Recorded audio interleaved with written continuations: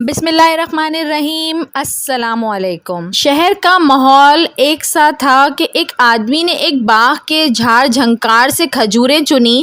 ایسی کھجوریں صرف شہر کے اسی باغ میں لگی تھیں، لیکن لوگوں کو اس کھجور سے کوئی رغبت نہ تھی کہ اس کھجور میں نہ وہ نرمی تھی نہ اس کا وہ ذائقہ تھا۔ رنگ بھی انتہائی گہرا اور دانہ بہت چھوٹا سا۔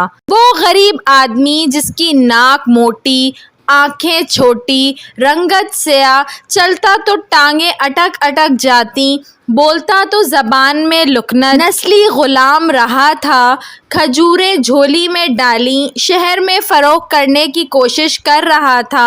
اس باغ کا یہ آخری پھل تھا جو اس آدمی کی جھولی میں تھا۔ شہر میں لیکن کوئی ان کھجوروں کا طلبگار نہ تھا، یہاں تک کہ ایک فرد نے یوں آواز لگائی، اے بلال رضی اللہ تعالیٰ عنہ، یہ کھجور تو تجھ جیسی ہے کالی اور خوش۔ دل کا آبگینہ ٹھیس کھا گیا، آنکھوں سے آنسو رواں۔ بلال حبشی کھجوریں سمیٹ کر بیٹھے رہے کہ ایسے میں وہاں سے اس کا گزر ہوا جو ٹوٹے دلوں کا سہارا ہے، جس نے مسکینوں کو عزت بخشی، وہ جس کا نام ہے غمزدہ دلوں کی تسکین ہے، ہاں وہی محمد صلی اللہ علیہ وآلہ وسلم۔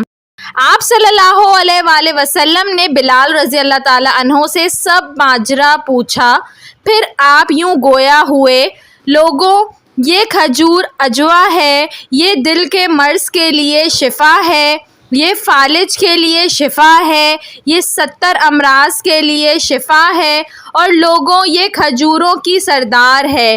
پھر یہاں بس نہیں کیا، فرمایا جو اسے کھا لے اسے جادو سے امان ہے۔ منظر ہی بدل گیا۔ وہ بلال رضی اللہ تعالیٰ عنہ جس کے پاس چند لمحے پہلے تک جھاڑ جھنکار تھا، اب رسول خدا صلی اللہ علیہ وآلہ وسلم نے اسے غنی کر دیا۔ پھر راوی لکھتے ہیں کہ لوگ بلال کی منتیں کرتے اور بلال کسی مچلے ہوئے بچے کی مانند آگے آگے بھاگتے۔ تاریخ گواہ ہے کہ وہ جسے کبھی دنیا جھاڑ جھنکار سمجھ رہی تھی، بلال رضی اللہ تعالیٰ عنہ کی جھولی میں آ کر اور مصطفیٰ کریم صلی اللہ علیہ وآلہ وسلم کی زبان مبارکہ کا صدقہ آج بھی کھجوروں کی سردار ہے۔ ویڈیو پسند آئی ہو تو اس کو ضرور لائک کریے گا، اور ایسی مزید اچھی ویڈیوز دیکھنے کے لیے میرے چینل کو سبسکرائب کر لیں۔ Thanks for watching. اللہ حافظ۔